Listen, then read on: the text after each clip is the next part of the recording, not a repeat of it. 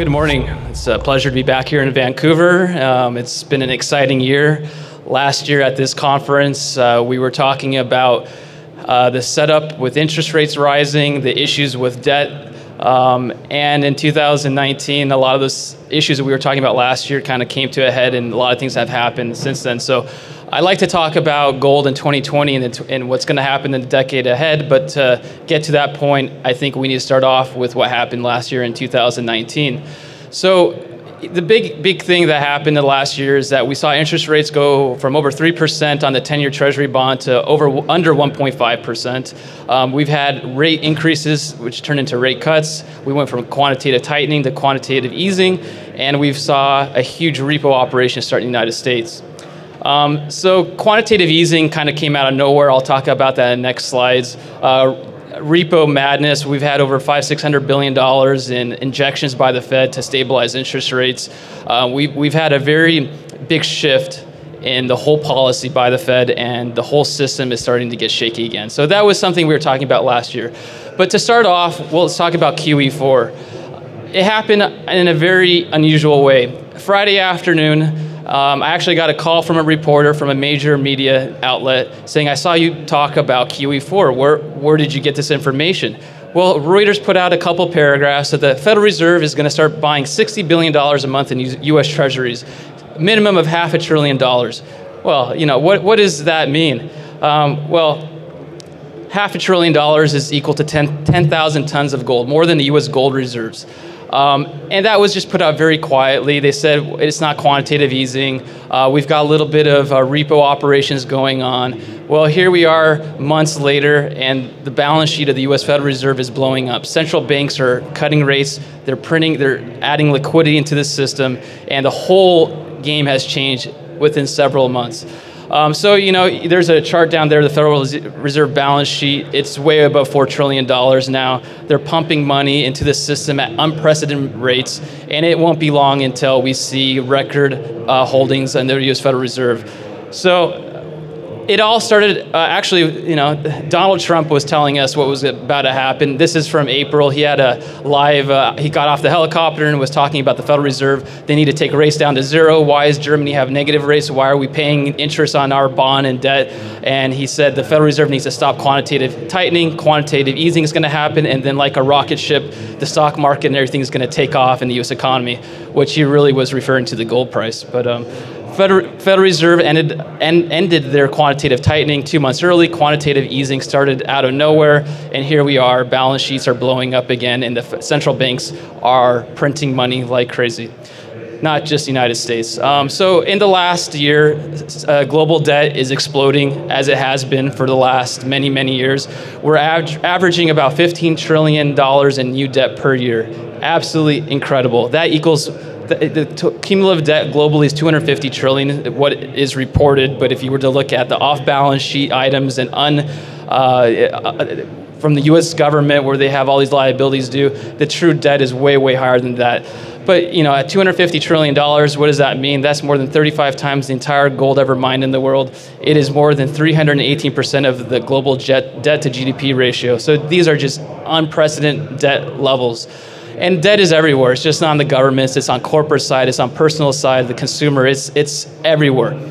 So how did this come about? It came from manipulation of the free markets. And I talk about this in the past more than I will today because there's not a lot of time. But central banks are modern day alchemists. They're able to create something out of nothing. And through the process of artificially setting rates by pumping money and pushing it into the different sectors, they have created bubbles everywhere. And they create quote-unquote money. The US dollar, the euro, the Canadian dollar, this currency is being created out of nowhere, and they have become modern-day alchemists. And through this process, there's going to be a price to pay. So again, central banks they have destroyed the free market system. They have destroyed price discovery in the system. No one knows what the true price of anything is anymore because the markets have been totally destroyed. This has led to incredible capital imbalances, money flowing into different bubbles, the real estate bubble, the stock market bubble, the debt bubbles everywhere. And in return, what has happened is investors are no longer investors, we are speculators.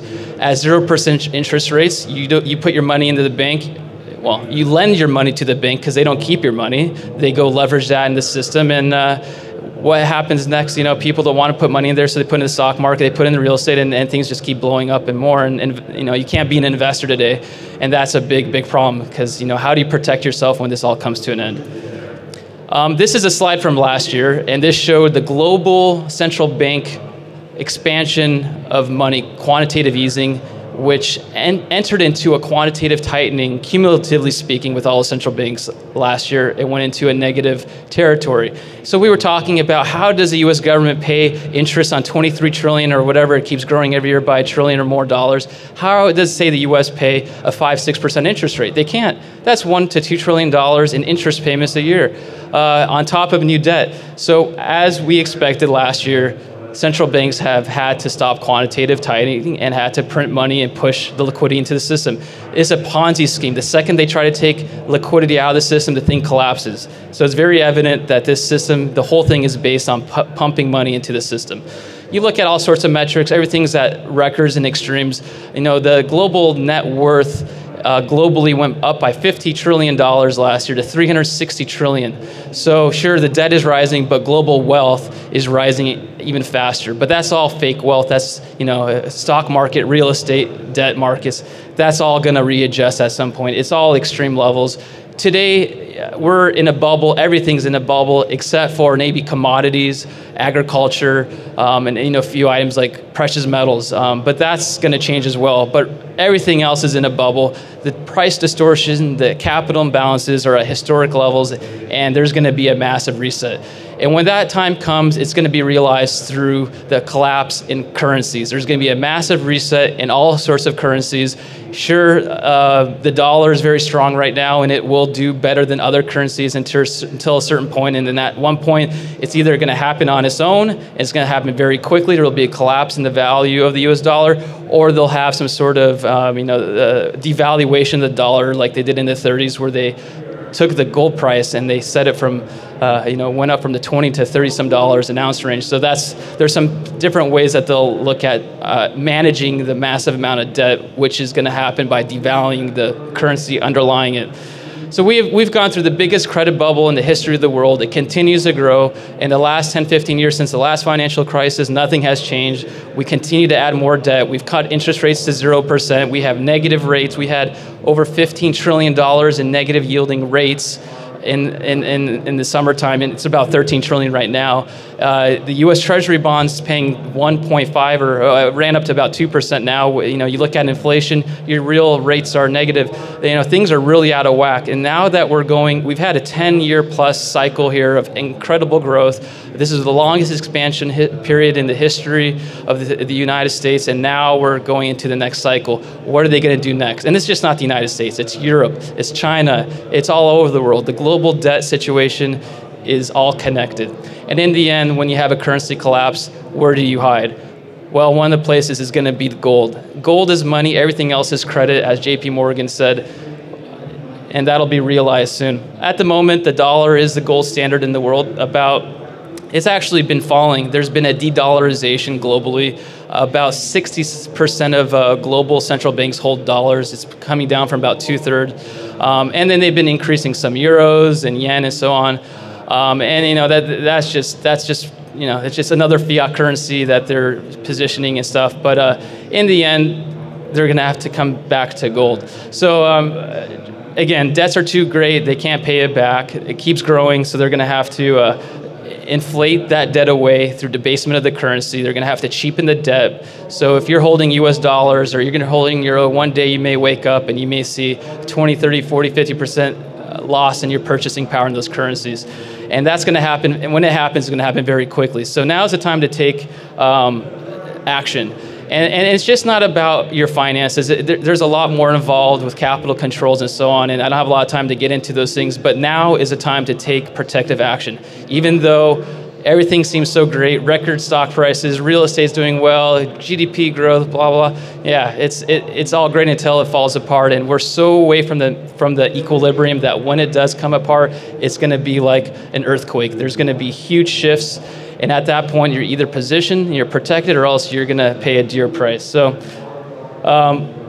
now is the time to take action. The financial crisis is going to happen. 2020 is still looking okay. Growth is slowing, but they're pumping money, and there is still some growth left, and it's not dire yet, but things are starting to change. And you see in the coming years, there's going to be some big challenges. So now is the time to take action. Capital controls is something I've been talking about for the last several years, and it's time to do that now, because when there are,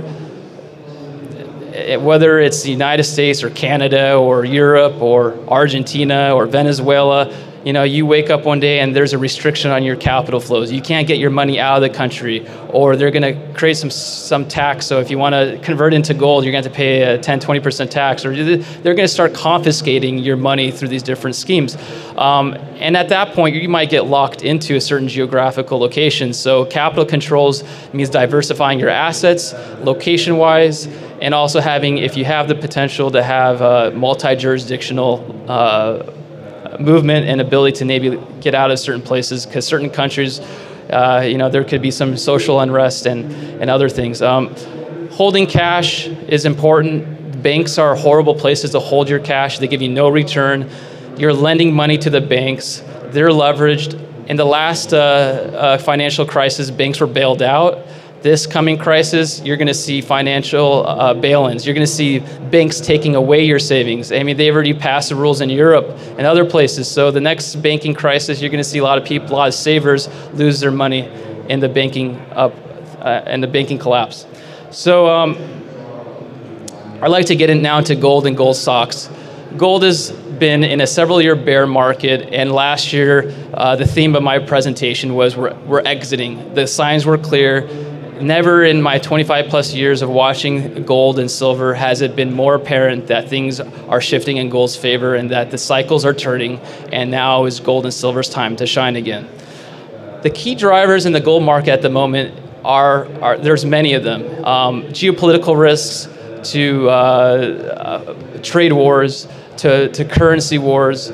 But the drivers in the market right now are the central banks, massive buying by central banks. I'll have more of that on the next slide. We have the monetization of debt, QE, so you'll see gold buying in conjunction with the quantitative easing. The more they create trillions of units of euros or trillions of dollars or yen or won, the more gold buying you'll see as a result of that.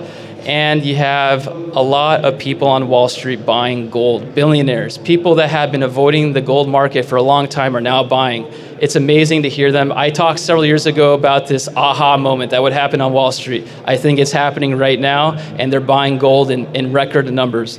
So you have a limited amount of gold supply. You have central banks that used to be net sellers that have come into the market in a big way. They currently account for 20 to 25% of the demand in the market, so they're buying left and right. Unfortunately, Canada is not part of that, but Russia, China. Russia sold off all their treasury bonds. They bought tons and tons of gold. China is continuing their gold buying spree. All of a sudden, you have Hungary, Poland added 100 tons this year. And not only are they buying the gold, they're repatriating the gold back to their own countries, which shows you that they're losing trust in their partners and their friends. So you're seeing a setup here which is quite outstanding. So Canada is really sad situation in my view. Canada sold off all their gold reserves. If you own an ounce of gold or a wedding ring or even a flake of gold, you know what? You own more gold than Central Bank of Canada. I don't know what's going on. I would recommend people talk to the representatives and ask, advocate that the central bank starts adding to their gold reserves.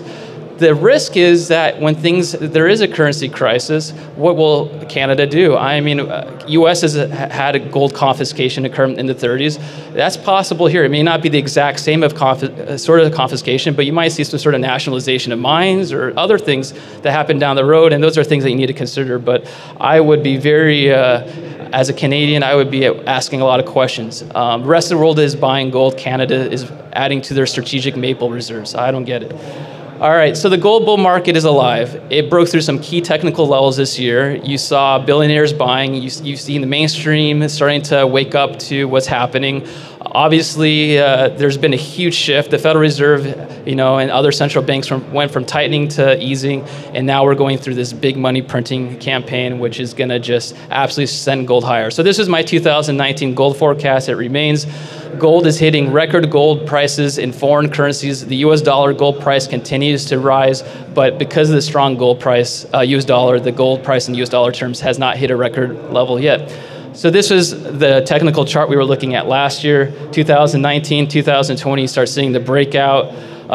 Here is in the black line, that's the US dollar gold price, and then the gold is the Canadian gold price. So you can see the disconnect in the local currency of your gold price in Canadian dollar terms versus the US dollar gold price. So here's the Canadian gold price hit an all-time record high. It's all over the world, euro, Japanese yen, so on, so on. Silver has been playing catch up. It is the poor man's gold. It's a high beta precious metal, and it hit a record ratio between, almost a record ratio between gold and silver. We hit about 95 ounces of silver to 1 ounce of gold last year, and finally it's starting to show a breakout as well. This is 2019, 2020, you're starting to see the breakout, and silver slowly starting to join the party with gold. It will lag the gold price in the initial phase higher, and then as we get more into the gold bull market, silver will start to outperform gold in a big way. And you can see that. It's a small, tiny market. In July, we had 1 week where we added 20 million ounces of silver into the silver ETF. Silver mine production is only 16 million ounces a week. So where are you going to get all this silver? It's a tiny, tiny market. Billion ounces a year is what, $20 billion? It's nothing. We create that out of nowhere. The Federal Reserve creates that in a couple days. So, silver it's going to get going once the currency crisis and gold starts going higher. So in the last minutes here, I'd like to talk about gold stocks. I've been following gold stocks for over 25 years, and never have I seen the disconnect between the metal prices and the gold stock prices, especially in the miners. You don't need to take on a lot of risk. There's a lot of opportunities out here in the junior mining companies, and they're going to do very well. Their time is coming, but at the moment, the lowest risk, best reward is in the mining companies themselves. As I always say, the first thing that you look at is management when it comes to a gold stock. Then you look at their projects, where they're located, and then you look at their share structure, financials and balance sheet, and so on. This is a ratio of gold stocks versus the gold price. It kind of just shows you the relative performance in this this bear market we've been going through. Gold stocks are starting to make their move. You're going to see gold stocks go up factor of 5, 10, or more times in this coming bull market. And it'll start with the larger companies, and then it'll start to see everything lift, the juniors exploration stocks. So the potential here is huge. This is a GDXJ going back to the peak in the gold market several years ago. Obviously, there's been dilution in the stock, so the market capitalization versus the index is a little bit different. But it's easy to see that we're going to double or triple very quickly in a short order at these gold prices. And then if you get gold heading up to 1,700, 1,800 this year, you're going to see companies like Fortuna Silver and Gold absolutely take off. But they don't have to, you don't need gold to really go higher for some of these companies to do very well. So one of my largest position right now is Fortuna Silver, which is really Fortuna Silver and Gold. I love silver and I love gold. I know that silver is a higher risk, so one of the approaches that I have in investing in gold stocks right now and silver stocks is to find a nice combination. Fortuna is that. They're opening their new massive gold mine, the Lindero Gold Project in Argentina. That's just starting production right now as we speak. The company is highly undervalued. It does have some risk because it's in Argentina, but this company is operating in Mexico, Peru, and Argentina. They're going to be producing hundreds of, you see their growth product on the chart on the right-hand side. Their production levels are going way high. I bet this company is going to be trading back towards $10 a share US within a year if they're successful and no other big issues happen in Argentina. They're not at the show, but other companies that I'll mention here, I put their booth number. So again, management is key. Kootenai Silver had an excellent year. It was one of the few companies that I bought in the last year here. At this show, I met with Jim McDonald. And this is what the beauty is of the public markets. You can invest with the top people in the industry, whether it's Peter McGaw or Jim McDonald. These guys know how to find deposits, and in Kootenai Silver's case, they have a couple 100 million ounces of silver in Mexico. They were funded by Eric Sprott over the summer, and then Sprott Incorporated, they came in for another 7 million. Well funded, the stock is doing well, and they're drilling very actively. There's a lot of exciting drill results and resource updates coming this year for them. New Pacific was another one I met here last year. You can see what's happened to them. Their share price went absolutely, and that's a factor of 10, 20 times from their lows. They have a massive silver deposit in Bolivia. Obviously, Bolivia has some questions around the political situation right now, but you'll see this project, the Silver Sand projects and their other properties, is yielding incredible results. They're going to have their first resource update at the end of the first quarter here, and I would highly recommend you speaking with Gordon and the company at booth 503. I don't have enough time to talk about the other picks. If you want to follow what we're doing on GoldSeek and SilverSeek.com, you can follow our latest research. But some other companies that are at this show that I would recommend meeting with, Alexco, EMX, Golden Arrow, Sandstorm, all companies that have been investments in. New Jersey Mining is another small junior gold miner that's at the show here. I would recommend meeting with John Swallow. And as I'm out of time, I'm going to have to leave it at that. Just want to mention that the 24K Gold Fund is our public open source gold fund, so you can see exactly what we're investing in. We started off with $100,000 last year in the fund, and we're up to about $135,000, outperforming the GDXJ. And of course, goldseek.com, silverseek.com, where you can find the latest updates. We'll be doing a lot of reports on companies, interviews with companies, so you can find the latest things that we like. And we'd like to also let you know that coming next quarter, we'll be relaunching the websites with new technology, a new platform. We have a lot of big updates. GoldSeek is turning 25 in August, so we'll have a lot of exciting things coming this year. So we look forward to keeping you updated. And as that's the end of my time, if you have any questions, I'll be happy to speak with you at the outside of this booth. So thank you for your time, and look forward to being back next year.